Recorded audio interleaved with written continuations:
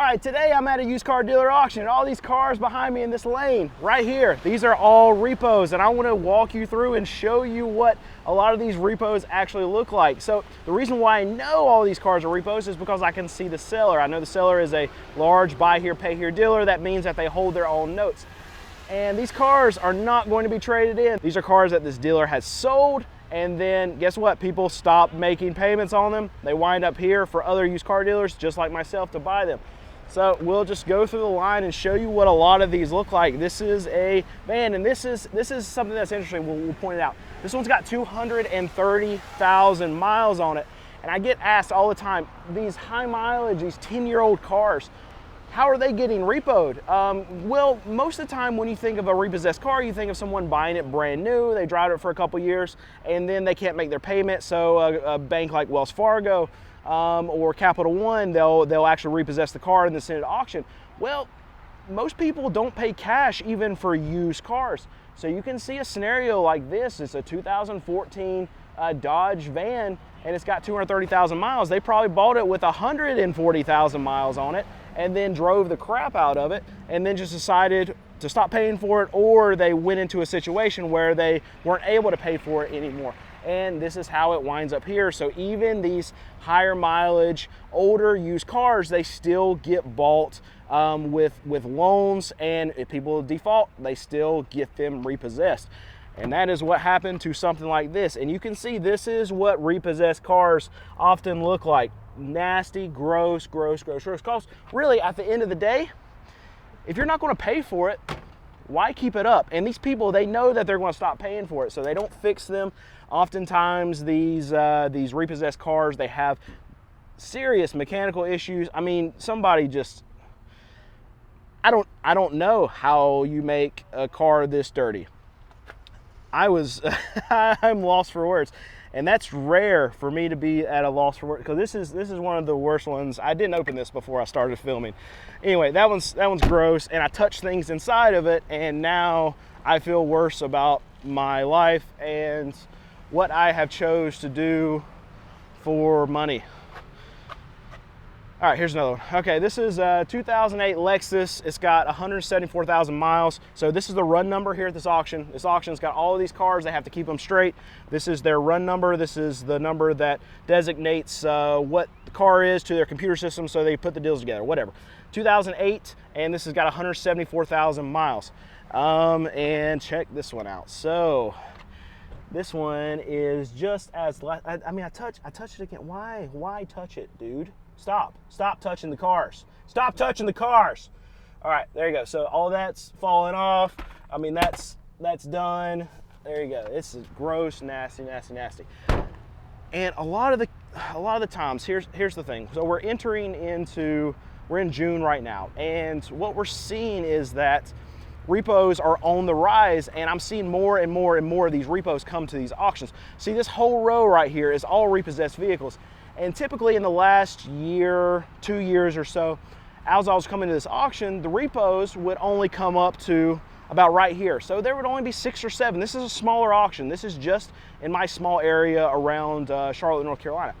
And so they would typically only have 6 or 7 repos that they would run a week. But now what is commonplace is that they fill almost this whole row up of repossessions. And it's a factor of 2 things. One, people are not paying their bills right now. Everything's costing so much, and their car payments are something that they're falling behind on, then they get their car repossessed. But 2, this is also peak repo season. 2 months ago, we had peak car buying season, which is tax season. People have money, put down payments on the cars, and now 2 months later, they realize, okay, I can't make the payment. They stop making the payment. Now is when cars start showing up at these auctions. And you even have certain cases like, okay, you have reasonable, I mean, this is a family car. This is almost sad to see something like this. I mean, this is probably a small family that had this car since 2011, 196,000 miles, and whatever life happens, right? People can't make their payments, and then a car like this shows up at auction. I mean, I hate to see it. It's a sign of the economy right now, and I know there's a lot of you out there that watch my channel and you don't care about cars at all. You watch for the macroeconomics, how things are trending in the marketplace. And this is a telltale sign of things not being as good as what we're all led to believe, right? We're seeing that credit card delinquencies are going through the roof. And now auto loan delinquencies. The problem with all these cars right here, these are all from a small buy here, pay here dealer. There's no entity that is going to be, they're going to let know that these cars have been repossessed. So the numbers that we're seeing on auto loan delinquencies and repossessions, they're coming from large publicly traded companies like banks, like big lending institutions. But Bob's Used Cars, that's not the name of this dealership, but Bob, here, there you go. That one got kissed. But that's the thing. Repossession like this, people are not going to fix that if they're not going to make payments on the actual car. They're just going to let that go. They're going to drive it until this dealer comes and picks it up. But what I want to get back to is that, okay, these institutions that have shareholders that have to report their numbers, that's where we're seeing the spike from. And those are more prime customers. So these customers that I'm talking about right here, that are these cars, these are the more subprime borrowers, and the economy that we're in right now is hitting them way worse than they are the more prime lender, the more prime borrowers. So what we're seeing in the numbers is just the tip of the iceberg. It's so bad right now that companies are paying extra money to get tow truck drivers to the front of their line to go get their cars, because what these banks, what these lending institutions know right now is that used car prices are plummeting, and they're plummeting at the wholesale level. I talk about it all the time. I show you prices here on this channel of what I'm paying for cars, and it keeps going down and down and down and down. So what these companies like Wells Fargo, like Toyota Financial are doing by putting themselves in the front of the line, by paying these tow truck companies extra money to go pick up their cars, is that, okay, we need to go ahead and get these cars, these repos, sold as quickly as possible, because 2 months from now, if we have to wait that long to go get our car, that car is going to be worth way less than what it is right now. So let's go back over here and I'll show you this. This is a Ford Explorer right here. And this auction does a good job of telling us usually when there's some kind of major problem. And this says it got hauled in and it's got engine noise. So we can talk about this for a second. So there's a saying in the car market is that a consumer has money to do one thing. They can either make their payment or they can fix their car, but they can't do both. So here's a situation right here where, okay, this Ford Explorer developed a massive problem as far as it needs it either needs a new motor or it needs the motor rebuilt in this situation. And that consumer that is barely squeaking by, they're living paycheck to paycheck, they can't afford to have a $2,500 rebuild. They can't even afford to put a $1,500 used motor in this thing when they're living paycheck to paycheck. So what does this consumer do? Exactly what this one did. They stopped paying it. They probably just sat parked next to their house.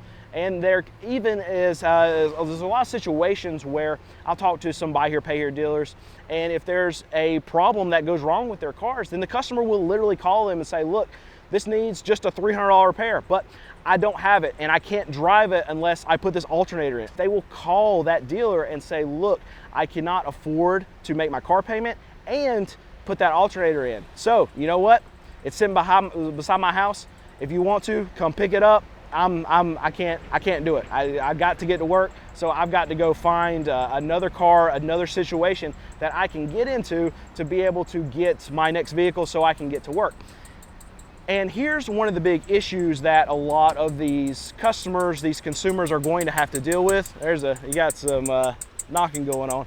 Oh, that, I'm not gonna show the tag, but that dealer has that one for sale, and it's got a lot of noise going on in the motor. I saw their as-is statement in the window. Oh, I can still hear it. Hopefully they're dumping that here today and not trying to sell it to somebody. Anyway, so here's what happens to these consumers is they get put into basically just a spiral of just wealth, absolute destruction, because this customer that's putting $1,000 down on this van right here, and then they stop paying for it, well, what do? They still have to get to work, so they've got to go buy another car. So they have to scrounge up another $1,000, and then they get into another car at a buy here, pay here dealer lot, and they make their payments again for another 2-3 months or whatever, and then when they stop paying it, they lose that car. So what do they have to do? Oh, well, we still got to get to work, so now we have to scrounge up another $1,000, borrow it from somebody, and then get into that same vicious cycle. And it really crushes a lot of these consumers, because there's no way for them to get ahead, because as soon as they start making their payments, it actually costs them more, again, because they have to put that bigger down payment down that's more expensive than their monthly payment would have been. All right, so here's another repo. I'll show this to you, and this looks more like your common repo. You got bad paint in the front. You've got it all dinged, nicked in the sides, scratches everywhere. You got dents, that's hail damage on the top. There's hail damage on the roof there, faded paint. Hull. So this was another problem. These were notorious about having bad head gaskets. So that's probably exactly what happened. It had a head gasket problem. Customer overheated it, and then motor blew. So now they're absolutely done with it, because obviously they can't afford to fix it. But even before the motor blew, I mean, this car's very, very, very rough. Stains in the back, headliner coming down. This is what your traditional repo looks like, and this is what we continue to see. It's not like we're seeing a bunch of great cars that are coming through the system for these repos. And that's one thing I want to touch on too. So I get a lot of comments saying, okay, well, this spike in repos or whatever, this is going to push prices of used cars down. Well, not really, because here's the problem. There's another Lexus repo with a bunch of damage. Here's the problem with repossessions. One, dealers like me, we don't want to buy a lot of them because they're in this kind of situation. So a lot of these will be bought from dealers that need parts or whatever. So that's a percentage of those that won't ever make it back to the marketplace. But then you have this other effect that's going on with the market, where new car dealers, franchise dealers, they aren't selling a lot of cars right now. So they're not getting a lot of trade-ins. So you're seeing a lot of, well, I mean, frankly, at this auction, where you're having fewer cars come through the auction, and that deficit, that big gaping hole that we have of these trade-ins not hitting these auctions, it far outweighs how many more repos we're getting to the system. So you're bringing out good cars from the trade-ins, and then you're adding in really crappy, poopy, bad cars that we don't want at all. But let's say these repos were exactly what we wanted to buy, all these dealers, and there would be like a even trade-off. They would be the same quality as the trade-ins. Let's just say that hypothetically. There are so many fewer trade-ins going right now that even if the repo rates would double from where they are right here, it still would not put a dent in the lack of inventory that we're not getting from these franchise dealers not selling these cars and not getting trade-ins. So repos are not the answer. What we need transactions. That's what fixes the car market. People go and default on their cars does not fix this car market.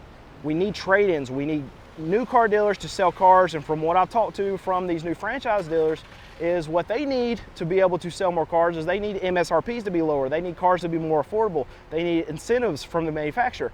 So it's all from the top down. If you want the car market to be fixed, manufacturers have to lower the prices, dealers have to not gouge people, and then we have to have people buy cars and then trade cars in, so we get more cars here at the used car dealer auctions, which will push the price of used cars down.